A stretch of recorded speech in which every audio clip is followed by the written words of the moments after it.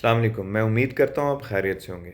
अगर आपकी भी धड़कन ख़राब होती है और आपको पैल्पिटेशंस फ़ील होती है और बहुत ज़्यादा धड़कन ख़राब होना शुरू हो गई है, तो इसका घर पे खुद से ट्रीटमेंट मत करें और हॉस्पिटल में आएँ। जैसे आज हमारे पास एक ख़ातून आई, उनको हमने एडमिट किया, उनकी ईसीजी की, उनको इंजेक्शन लगाए और विद इन मिनट्स उनकी धड़कन बिल्कुल ठीक हो गई। आपके साथ मैं वीडियो शेयर कर रहा हूँ, ये वीडियो पूरी देखिएगा और इसको फर्दर शेयर कीजिएगा ताकि लोगों को अवेयरनेस भी हो सके और डॉक्टर्स हज़रात इस वीडियो को ज़रूर देखें और शेयर करें।